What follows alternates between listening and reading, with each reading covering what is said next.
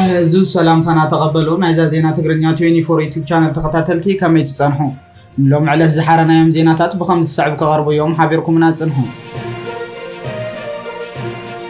سراويت السودان أبتي سراويت دعم السرع دقوطاطرو معراب السودان بعرب مشهد استفزم مدقعة درون يدكم زي بلو أفليطو له دايركتور ودب تاعنا عالم دكتور تيدروس أدحانوم أبتا أبي إلداين زبهال كم ممهرن هوسبيتالن كوين زغلغل ماخر باستفزم مدقعتي 13 ህጻናትን ክልተ ነርስታትን ሓደ ዶክተርን ዝርከብዎም 64 ሰባት ከም ዝተቀተሉ ገሊጹ እዩ ዶክተር ቴድሮስ አበይ ክሳብ ዘመሓላለፎ መልእኽቲ ብሰንኪ ዝቅድሚ 3 ዓመታት ዝተጀመረ ኩናት ሕድሕድ ዝኣክል ደም ፈሲሱ እዩ ብምባል እቶም ኣብ ኩናት ተጸሚዶም ዘለዉ ወገናት ኩናት ደው ከብሉ ዝተላበው እንትኾን ዳዕመል ሰሪዓ ብዘውፅኦ መግለጺ ድማ ድሮናት ኣብ ልዕሊ ታብ ርእሰ ከተማ ዞባ ምብራቅ ዳርፉር ዝርከብ ኤልዳይን ዝበሃል ሆስፒታል ተኸተልቲ እምነት እስልምና ዒድና ባዕሉ ደብዳብ ከም ዝፈጸማ ገሊጹ እዩ ኩናት ሕድሕድ ሱዳን እቶም ብሓባር ብምዃን ኣብ 2021 ዕልዋ መንግስቲ ዝፈጸሙ ሰራዊት ሱዳንን ሰራዊት ዳዕመል ሰሪዕን ብዝተፈጠረ ናይ ስልጣን ቁርቁስ እዩ ኣብ ሚያዝያ 2023 ዝተወልዓ እንትኾን ኩናት ሕድሕድ ካብ ዝተጀመረሉ ክሳብ ሕጂ ኸ ልዕሊ 150,000 ሰብ ክሃለቕ እንከሎ ኣስታት 12 ሚልዮን ሰባት ድማ ካብ ቤት ንብረቶም ተፈናቒሎምን እዛ ሃዚ ኸ ሓደ ሲሶ ካብ በዝሒ ህዝቢ ሱዳን ዝውክል ምዃኑ ተገሊጹ ዘሎ حبرات هاجرات نزاب السودان قاتي مزلو موتن مفنقالن اب عالم زلو زخفه سبا وقلولاوي لزغلص انتخون دكتور تيدروس أدحانوم دما اتكم ممهرن هوسبيتالن كوين زغلغل زنبره ኤልዳይን ድሕሪ ዝባዓርብ ዝተፈጸመ መጥቃዕቲ ፈጺሙ ካብ ጥቕሚ ወፃ ከም ዝኾነ ብምግላጽ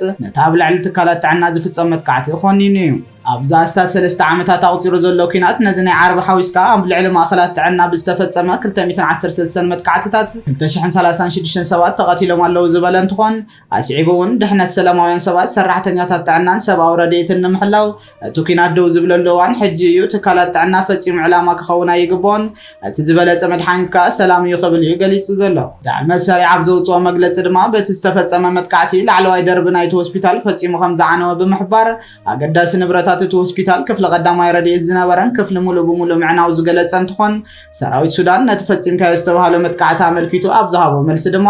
ብዓለም ለኻዊ ሕጋጋት ከም ዝምእዘዝ ብምግላጽ በቲ ዝቐረበሉ ክሲ ኣዝዩ ከም ዝተገረመ ሓቢሩ እዩ ጉጅለ ጠበቓታት እቲ ክስተት ብነፃ ወገን ብግልፂ ክምርመርን እቶም ነዚ ዝፈጸሙ ናብ ሕጊ ክቐርቡን ዝፀዋዕ እንትኾን እቲ ኩናት ሕድሕድ ካብ ዝጅመር ነቲ ብሰራዊት ሱዳንን ብዳዕመል ሰሪዕን ዝተፈጸመ መጥቃዕትታትን ምጥሓስ ዓለም ለኻዊ ሕግታትን ክስንድ ዝጸንሐ ትካል ሰብኣዊ መሰላት ሱዳን እውን ሆስፒታል ኣልዳይን ንኣሽሓት ሰባት ኣገልግሎት ክህብ ዝጸንሐ ምዃኑ እዩ ገሊጹ ዘሎ ምስ ዞባ ኮርዶፋን ዝዳወብ ምብራቕ ዳርፉር እቲ ሓድሽ ግንባር ሰራዊት ሱዳንን ዳዕመል ሰሪዕን ኮይኑ ዘሎ ቦታ ኮይኑ ኣብቲ ቦታ ድሮናት ዳርጋ መዓልታውያን መጥቃዕትታት ዝፍጽማ ዘለዋ እቲ ቦታ ንኻርቱም ምስቲ ብዳዕመል ሰሪዕ ተታሒዙ ዘሎ ምዕራብ ዳርፉር ዘራኽብ መስመር እንትኾን ሰራዊት ሱዳን ኣብ ዝሓለፈ ዓመት ከም ዝተቆጣጠሮ ድማ ዝፍለጥ እዩ ነዞም ንኣስታት 3 ዓመታት ኣብ ኩናት ተጸሚዶም ዘለዉ ሓይልታት ንምሽምጋል ብኣሜሪካን ካልኦት ሃገራትን ዝተወሰደ ተበግሶታት ክሳብ ሕጂ ፍረ ይተረኸቦም ዘሎ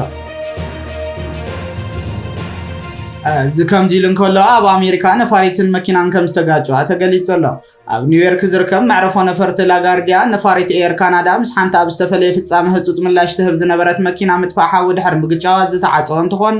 መሻርክቲ ቢቢሲ ዝኾነ ሲቢኤስ ኒውስ ድማ እታ ነፋሪት ካብ ሞንትሪያል ዝተበገሰት ምዃና ሓቢሩ እዩ ምስታ ነቲ መዕረፎ ነፈርቲ ዘካይድ በዓል መዚ ወደብ ኒውዮርክን ኒውጀርሲን ዝመፀት መኪና ምስ ተጋጨወት ናብ ኣስታት 24 ማይልስ ኣብ ሰዓት ፍጥነታ ዝሒላ ምንባራ ዝተገለጸ እንትኾን እታ ሞዴል CRJ 900 ዝኾነት ነፋሪት ኣስታት 77 ኣሳፊራ ምንባራ እውን ተገሊጹ እዩ ማዕከና ዜና ውሽጢ ዓዲ ብርክት ዝበሉ መጉዳእቲ ከም ዘጋጠሞም ዝሓበር እንትኾኑ ኣብ ማሕበራዊ መራኸቢታት ዝተዘርግሐ ቪድዮ ከም ዘርእዮ ድማ እታ መሻርክቲ ኤር ካናዳ ጃዝ አቪዬሽን ትንቀሳቐስ ነፋሪት ኣፍንጫ ንላዕሊ ተተኺሉ ተራእዩ እዩ ኣብታ ነፋሪት 4 ሰራሕተኛታት ዝርከብዎም 76 ሰባት መንባሮም አቪዬሽን ጃዝ ኣብ ዘውፅኦ መግለጺ ዝሓበር እንትኾን ክፍሊ ፖሊስ ከተማ ኒውዮርክ ኣብ ኤክስ ገጹ ኣብ ዝሃቦ መግለጺ ድማ ብሰንካ ኣብ መዕርፎ ነፈርቲ ላጋርዲያ ዘጋጠመ ህጹጽ ፍጻመ ኩሎም ናብ መዕርፎ ነፈርቲ ዝወስዱ ጎደናታትን መውፅእ ጽርግያታትን ክሳብ ተወሳኺ ሓበሬታ ዝወሃቡ ተዓጽዮም ከም ዘለዉ ገሊጹ እዩ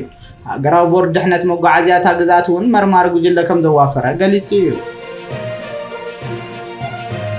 بخالو غندما لعلوا بيت مخر هاجراو مكلخال إيران أبدوباو جمجم بحرن دسيتات نتهاجر ورارن تتفتيمو محلف وشمت فارس تعاتيو نتوكتو بحر ختك المخانوات انكغلو بمسرة سبتاو أمريكا من جزينا أكسيوس من محدار بريزيدنت دونالد ترامب إيران متصاو هرمز كتكفت نمجدات ندسيت كارج نمورار وين معتصاو مدابي حنصت كم زلو زغلت انتخون ذا بريزيدنت ترامب أجا سراوت كوافر لا مداب كم زلو وزنجر لا دسيت كارج 900 إيران سدد زي تتصاري نداد متحلال فيتيا ሰራዊት ኣሜሪካ ኣብ ከባቢ መጻወ ሆርሙዝ ዘለዎ ወተሃደራዊ ዓቕሚ ኢራን ዝያዳ ምስ ኣዳኸመ ከምዚ ዓይነት ወፍሪ ክካየድ ምዃኑ ምንጭታት ከም ዝገለጹ ኣክሲዮስ ዝሓበረ እንትኾን ነዚ ውጥን ዝጠቐሰ ላዕለዋይ ቤት ምክሪ ሃገራዊ ምክልኻል ኢራን ድማ ሎሚ ኣብ ዘውፅኦ መግለጺ ወራር መሬት እንተደኣ ኣጋጢሙ ኣብ መላእ ወሽመጥ ፋርስ ኣብ ትሕቲ ማይ ነተግቶ ከነብር ምዃኑ ተሓንዩ እዩ ንገማገም ባሕሪ ወይ ደሴታት ኢራን ዒላማ ንምግባር ዝግበር ዝኾነ ይኹን ፈተና ብባህሪውን ብመሰረት ዝፍለጥ ወተሃደራዊ ተመክሮን ውፅኢቱ ኩሉ መሳገሪታት ወሽመጥ ፋርስን ኩሎም ገማግም ባሕሪ ነተግቶ ከቕበሮም ግድን እዩ ክብል ዝገለጸ እንትኾን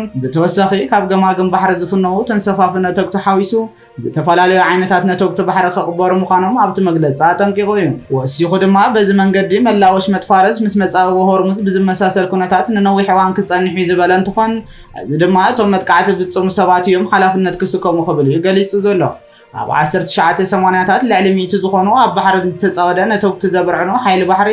ንውሕዳት ነተግቲ ባሕሪ ከበርዕኑ ከም ዘይከኣሉ ክዝንጋዕ የብሉን ክብል ንሳዕቤነት ስጉምቲ ብምጥቃስ ዝገለጸ እንትኾን እቲ ላዕለዋይ ቤት ምክሪ ሃገራዊ ምክልኻል ኢራን ወሲኹ ጽልእ ዘይፅሕትራ ሃገራት ብመጻወ ሆርሙዝ ዝሓልፋሉ እንኮ መንገዲ ምስ ኢራን ብምውሃድ ምዃኑ እዩ ገሊጹ ዘሎ እዚ ከምዚ ኢሉ እንከሎ ቀዳማይ ሚኒስትር ኣብይ ኣሕመድ ዓፋር ክትምልስዎ ዘይከኣልኩም ብሓባር ክንምልሶ ኢና ክብል ተዛሪቡ ኣሎ ቀዳማይ ሚኒስትር ኢትዮጵያ ኣብይ ኣሕመድ ትማል ኣብ ዓፋር ተረኺቡ ኣብ ዓፋር ፓልም ሎጅ ኣብ ዘመረቐሉ ኣብ ዝሃቦ መግለፂ ብዛዕባ ውግእ ኢራን ኣብ ልዕሊ ነዳድን ድኹዕን ሃገሩ ዘብፅሖ ዕንወትን ጉድኣትን ዝሓበረ ኮይኑ ብዛዕባ ነዚ ተፃዊርካ ብልምዓትን ዕቤትን ከመይ ክተረጋገፅ ከም እትኽእል ዝርዝር መግለፂ ከም ዝሃበ ተገሊጹ እዩ ኣብይ ኣብ መወዳእታ መግለፂኡ ዓፋር በረከት ናይ ኢትዮጵያ እዩ ዓፋር ናይ ኢትዮጵያ ሓላዊ እዩ ብዙሕ ሂብኩምን ኣለኹም ብዙሕ ጌርኩም ኣለኹም ነዚ ከዓ ኣነን ኢትዮጵያን ነምስግነኩም ኢና ዝበለ ኮይኑ ዝተረፈን ዘይከኣልኩም እውን ከዓ ብሓባር ክንምልሶ ኢና ክብል ናብ ኤርትራን ዓሰብን ዘቕንዐ መግለፂ ከም ዝሃበ ተገሊጹ እዩ ብኻልእ ወገን ድማ ሓበን ኣሜሪካ ምዃና ዝንገረላ F-15 ነፋሪት ውግእ ኣብ ሰማይ ኩዌት ተሃሪማ ከም ዝወደቐት ተገሊጹ ኣሎ ኢራናዊ ማዕከን ዜና መህር ኒውስ ኣብ ዘውፅኦ ቪድዮ እዛ ዘመናዊት ነፋሪት ውግእ ኣብ ትሕቲ መጥቃዕቲ ክትኣቱን ክትወድቕን ዘርኢ እንትኾን እዚ ፍጻመ ኣብ እዋን እዚ ኣብ ዓለም ለኸ መራኸቢ ብዙሃንን ወተሃደራዊ ተንተንትን ውዕውዕ ዛዕባ ኮይኑ እዩ ዝርከብ ዘሎ ኣብ መወዳእታ እስራኤል ንናይ ኢትዮጵያ ሕቶ ኣፍ ደገ ባሕሪ ሙሉእ ብሙሉእ ከም እትድግፍ ኣፍሊጣ ኣላ ኣምባሳደር እስራኤል ኣብ ኢትዮጵያ ኣይተ ብርሃም ንጉሴ ኢትዮጵያ 130 ሚልዮን ህዝቢ ሒዛ ብዘይ ባሕሪ ክትነብር ኣይትኽእልን እያ እዚ መርገፂ እስራኤል እዩ ክብል ገሊጹ ኣሎ